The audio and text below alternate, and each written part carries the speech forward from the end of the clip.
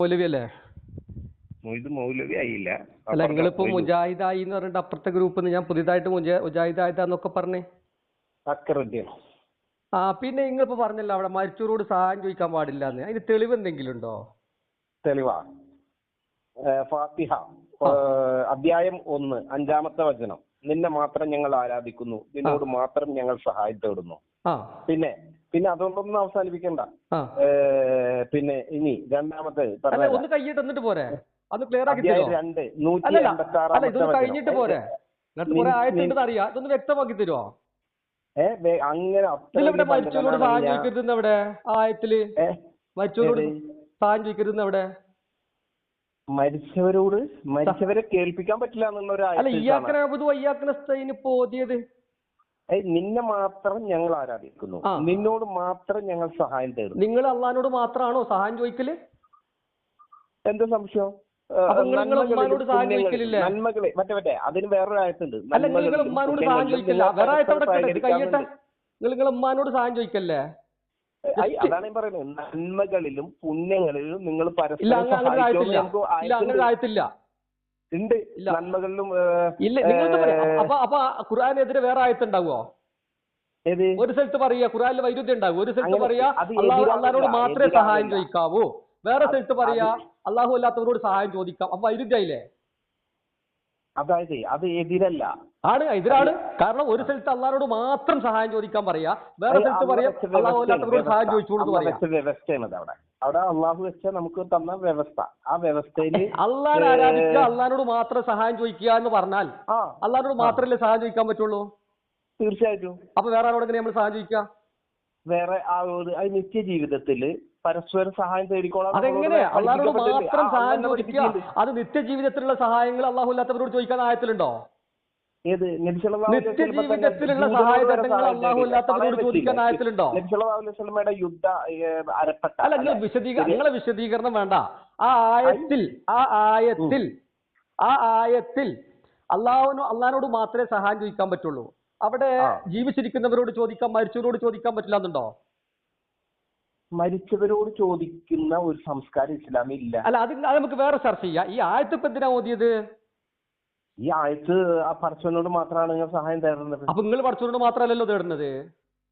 അതിന് വേറെ ആയത്തുണ്ടല്ലോ.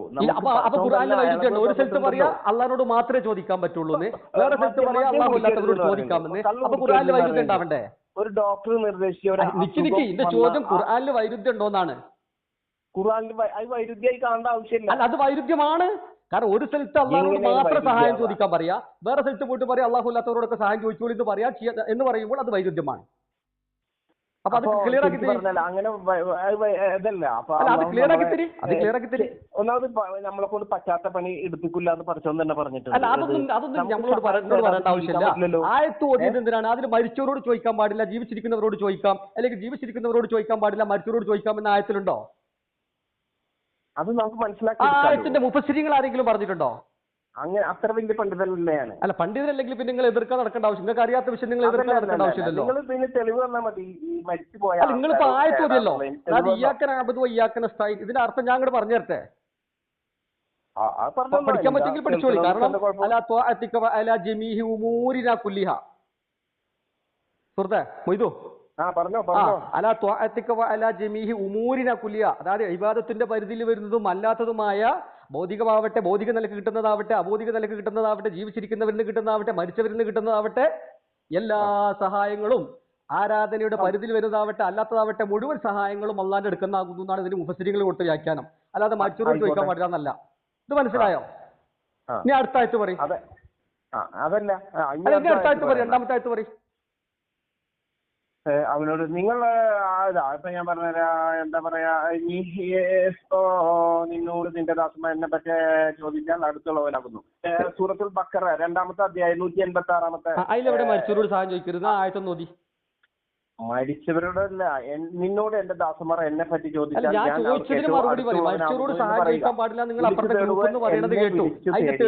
ഞാൻ ആ പ്രാർത്ഥനക്ക് ഉത്തരം നൽകുന്നതാണ്.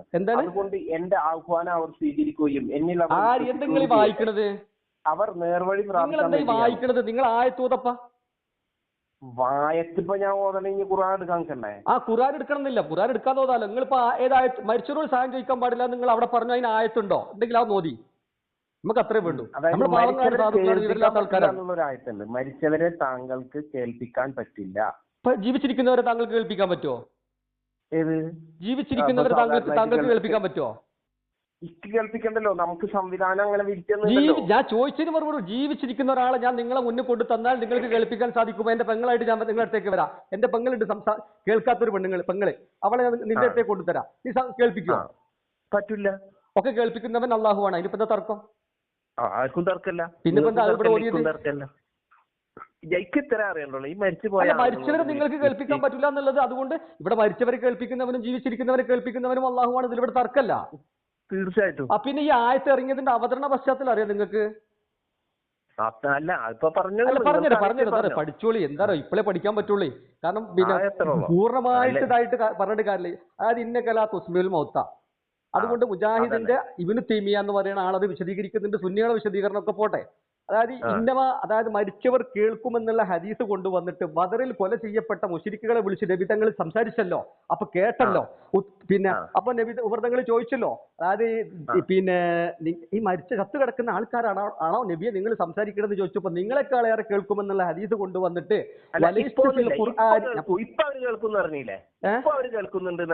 അല്ല ഞാൻ പറയട്ടെ, ഞാൻ ഇതിന്റെ വിഷയത്തിലേക്ക് വരാം, ചോദിച്ചോളി കഴിഞ്ഞിട്ട്. അതായത് ഈ ഹദീസ് കൊണ്ടുവന്നിട്ട് ഷെയ്ഖുൽ ഇസ്ലാം ഇബ്നു തൈമിയ, ഷെയ്ഖുൽ ഇസ്ലാം എന്ന് വഹാബികൾ വിളിക്കുന്ന ഇബ്നു തൈമിയ അദ്ദേഹത്തിന്റെ മജ്മുഉൽ ഫത്താവയിൽ പറയാണ്, വലൈസ ഫിൽ ഖുർആനി മാ യംഫി ദാലിക, ഈ ഹദീസിനെ നിഷേധിക്കുന്ന ഒരു വാചകവും വിശുദ്ധ ഖുർആനിൽ ഒരു സ്ഥലത്തും പറഞ്ഞിട്ടില്ല. അതായത് മരിച്ചോല് കേൾക്കുമെന്നുള്ള ഹദീസിനെ നിഷേധിക്കുന്ന ഒരു വാചകവും ഒരു സ്ഥലത്തും പറഞ്ഞിട്ടില്ല, ഖുർആനിൽ ഒരു സ്ഥലത്തും പറഞ്ഞിട്ടില്ല.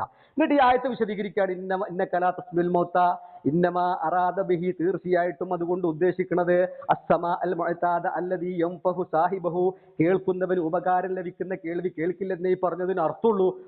അതായത് ഇത് കുഫാറുകൾക്ക് വെക്കപ്പെട്ട ഉദാഹരണമാണ്. വൽ കുഫാറുകൾ തസ്മഉ സൗത, ശബ്ദം കേൾക്കുന്നുണ്ട്, ലാക്കിൻ എങ്കിലും ലാ തസ്മഅ സമഅ ഖബൂലിൻ ബിഫിഖ്ഹിൻ വത്തിബാഇൻ, അംഗീകരിച്ചും ഗ്രഹിച്ചും കൊണ്ടിട്ടില്ല.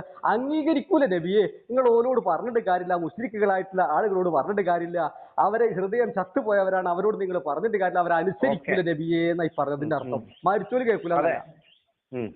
ഇനി അടുത്തായിട്ട് വരട്ടെ, ഞാൻ പറഞ്ഞുതരാം, മുജാഹിദ് ഓലിമാരെ ഓതുന്ന ആയത്താണിത്, അത് ഓതിക്കോളി, എന്നിട്ട് അർത്ഥം വെച്ചോളി, ഞാൻ ശരിക്കും പഠിപ്പിച്ചു തരാം. ഇനി അടുത്ത ആഴ്ച വേണമെങ്കിൽ പറഞ്ഞുതരാം. 6:40 7:40 എന്ന് പറയണ്ട, നിങ്ങൾ ആയത്തോതിയാ മതി. നിങ്ങളൊന്ന് പറഞ്ഞു തരൂ, അള്ളാഹുവിന്റെ ശിക്ഷ നിങ്ങൾക്ക് വന്നു ഭവിച്ചാൽ അല്ലെങ്കിൽ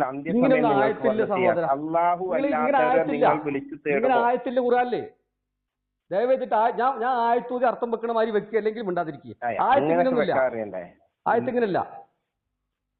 ഖുർആനിലെ ആയത്ത് എന്ന് പറഞ്ഞാൽ ഖുൽ ഹുവല്ലാഹു അഹദ് ഖുർആനിലെ ആയത്താണ്. നേരത്തെ ഓതിയതുപോലെ ഇയ്യാക നഅ്ബുദു വഇയ്യാക നസ്തഈൻ ഖുർആനിലെ ആയത്താണ്. അതുപോലെ തന്നെ നിങ്ങൾ ആയത്തോതിക്കോളി. നിങ്ങൾ നമ്മൾ ചെയ്യുന്ന പണി തെറ്റാന്ന് പഠിച്ച ആളാണല്ലോ, അപ്പൊ അന്ന് ശരിക്കും പറഞ്ഞുതരാണെങ്കിൽ നമുക്ക് പിൻവലിക്കാലോ. എന്തായാലും ഈ മരിച്ചുപോയ ആൾക്കാരോട് സ്വർഗം തരണേ, സമ്പത്ത് തരണേ, ആരോഗ്യം തരണേ എന്ന് തേടാമെന്ന് പഠിപ്പിക്കുന്നതിനോട് എനിക്കൊരു യോജിപ്പില്ല. നിങ്ങൾ യോജിപ്പ് നോക്കിയിട്ടല്ലോ ഇപ്പൊ നമ്മൾ ജീവിക്കണത്. നമ്മളോട് ഇപ്പൊ തെറ്റാന്ന് പറയണമെങ്കിൽ നിങ്ങൾ പ്രമാണം ഉദ്ധരിക്കണോ? നിങ്ങൾ യോജിപ്പ് എന്ത് വിശ്വസിക്കാം? ഇപ്പൊ ചേകന്നൂർ മൗലവി വിശ്വസിക്കുന്നത് എന്താണ്? ചേകന്നൂർ മൗലവി നിസ്കാരം 3 വക്തുള്ളൂ എന്നാ വിശ്വസിക്കണത്. നാസർ മാവൂരാനൊക്കെ അങ്ങനെയല്ലേ വിശ്വസിക്കുന്നത്? അങ്ങനെയുള്ള ആളുകൾക്ക് എന്ത് വിശ്വസിക്കും? നിങ്ങളെ വിശ്വാസം ഇരിക്കുന്ന ഇവിടെ പ്രാമാണികമായിട്ട് ശറഇന് വിരുദ്ധമാണെന്ന് വാദമുണ്ടെങ്കിൽ റസൂലിന്റെ കാൽപാദം പതിഞ്ഞിടങ്ങളിലൊക്കെ നിങ്ങളെ വിശ്വാസമല്ല, ആണ് ഞങ്ങളെ വിശ്വാസം തന്നെയാണ്. വിശുദ്ധ ഖുർആൻ അല്ലാഹു പറഞ്ഞിട്ടുണ്ട്, മദീനയിൽ വിശുദ്ധ ഖുർആൻ അല്ലാഹു പറഞ്ഞിട്ടുണ്ട്. ഞങ്ങൾ ചെയ്യുന്ന പ്രവർത്തനത്തിന്റെ തെളിവ് നിങ്ങൾക്ക് ഏതായാലും തെളിവ് ഉദ്ധരിക്കാൻ പറ്റണില്ല. ഒരു തെളിവ് ഞാൻ അങ്ങോട്ട് പറഞ്ഞുതരാം. അല്ല, സൗദി അറേബ്യയിലെ ഖുർആനിക്കാ നോക്കേണ്ടത്. മരിച്ചുപോയ ആൾക്കാരോട് തേടാൻ ഖുർആൻ പഠിപ്പിച്ചിട്ടുണ്ട്. സഹായം തേടിക്കോ. അതല്ല, ഇപ്പൊ ഈ മരിച്ചുപോയ ആൾക്കാരോട് തന്നെയല്ലേ മക്കാ മുശ്രിക്കുകളും മുശ്രിക്കിന്റെ വിശ്വാസം നമുക്ക് ചർച്ച ചെയ്യാം. ഞാൻ പറയട്ടെ, ഞങ്ങൾ ചെയ്ത പണിക്ക് തെളിവ് പറയട്ടെ.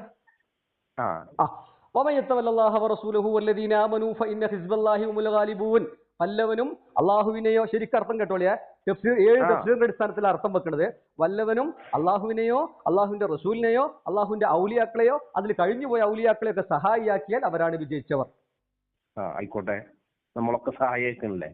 സഹായത്തോടെ സഹായം ചോദിക്കുക. അള്ളാഹിനെയും അള്ളാഹിന്റെ റസൂലിനെയും അള്ളാഹിന്റെ ഔലിയാക്കളെയും അതിൽ മരിച്ചുപോയ ഔലിയാക്കളെയും ഒക്കെ അവരോടൊക്കെ സഹായിയാക്കിക്കോളാം. അവരൊക്കെ ചോദിച്ചോളാം. ജനങ്ങള് ഖുർആനായിട്ടും ഹദീസായിട്ടും ഇവിടെ നിലനിൽക്കുകയാണ്. നിലനിർത്താനല്ല പറഞ്ഞത്, സഹായിയാക്കിക്കോളാനാ പറഞ്ഞത്. ഇത് സഹായിയാക്കുക ജീവിച്ചിരിക്കുന്ന കാലത്തായിരിക്കും. സഹായം ചോദിക്കാൻ, സഹായിയാക്കുക എന്ന് പറഞ്ഞാൽ ഇസ്തിഗാസ, സഹായം ചോദിക്കുക. അത് ഞങ്ങൾ ചെയ്യുന്ന പണിക്കുള്ള തെളിവ്, അത് ദുർവ്യാഖ്യാനിക്കണ്ട. നിങ്ങളോട് ചോദിച്ച ഒരു സംശയം ചോദിച്ചാൽ നിങ്ങളെ ഉത്തരം പറഞ്ഞുതരും. മരിച്ചുപോയ ആരോടെങ്കിലും ചോദിച്ചാൽ അതിന് ഉത്തരം പറഞ്ഞുതരുമോ? മരിച്ചുപോയ ആൾക്കാരോട് സഹായം ചോദിച്ചാൽ അപ്പൊ ഈ അനുഭവമാണോ നിങ്ങളെ തെളിവ്? ഏത് അനുഭവം? അതായത് ഖുർആൻ ഹദീസൊന്നും അല്ല, അനുഭവമാണോ തെളിവ്? ഖുർആനിൽ പറഞ്ഞ് സ്വീകരിക്കൂല എന്നാ? ഖുർആനിൽ എന്ത് പറഞ്ഞു? സഹായി. ഖുർആനിലെ അള്ളാഹിനെയും അള്ളാഹിന്റെ റസൂലിനെയും അള്ളാഹിന്റെ ഔലിയാക്കളെയും അതിൽ മരിച്ചുപോയ ഔലിയാക്കളെയും ഒക്കെ സഹായിയാക്കിക്കോളും. ഈ ബോധം അബൂബക്കർ സിദ്ദീഖ് അല്ലാഹു ഖുർആനിൽ പറഞ്ഞത് അബൂബക്കർ സിദ്ദീഖ് റളിയല്ലാഹു വിശ്വസിച്ചിട്ടുണ്ട്. വിശ്വസിച്ചിട്ടുണ്ട്.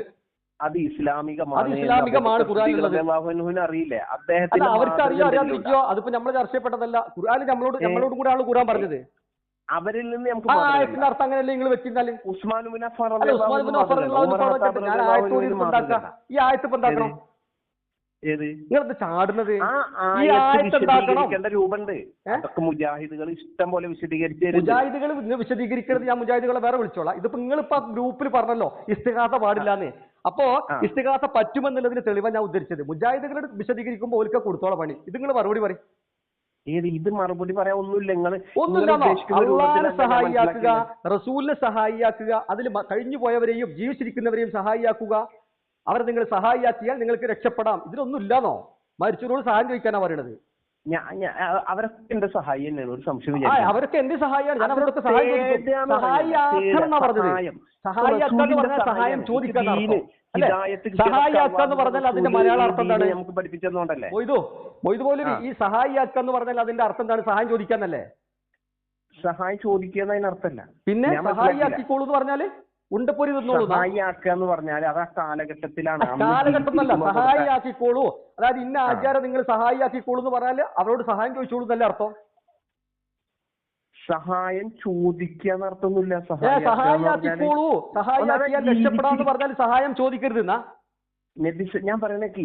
നിങ്ങൾ വിശദീകരണം ആവശ്യമില്ല. സഹായിയാക്കിക്കോളൂ, സഹായിയാക്കണം അള്ളാന്റെ കൽപ്പന. ഓക്കെ, ഞാൻ പറയണേക്ക് സഹായിയാക്കാന്ന് പറഞ്ഞാൽ സഹായം ചോദിക്കുന്ന അർത്ഥമല്ല. പിന്നെ ഉണ്ടപ്പൊരി കയറ്റാൻ അതിന്റെ അർത്ഥം എന്താ?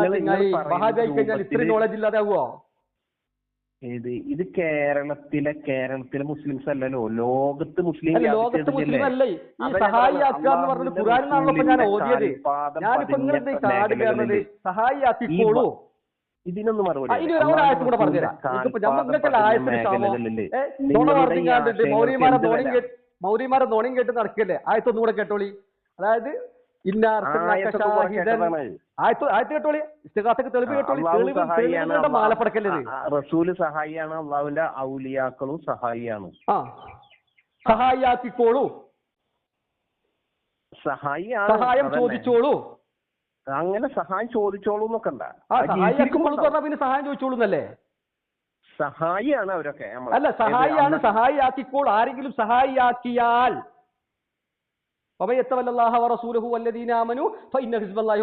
അവരാണ് വിജയിച്ച പാർട്ടി. ഇനിയിപ്പോ എന്തായാലും എന്നോട് യോജിപ്പില്ല. അല്ല, ഖുർആനോട് യോജിപ്പില്ലെങ്കിൽ യോജിക്കണ്ട. അതിന്റെ കാര്യം പത്രേ ഉള്ളൂ. വേറെ ആയത്ത് കൂടെ തരട്ടെ, ഞാൻ വിളിക്കാം. കാരണം ലെങ്ത് കൂടിയാലേ വോയിസ് നമുക്ക് ഗ്രൂപ്പിലിടാളാണേ. ഇൻഷാ അല്ലാഹ്. ഓക്കെ.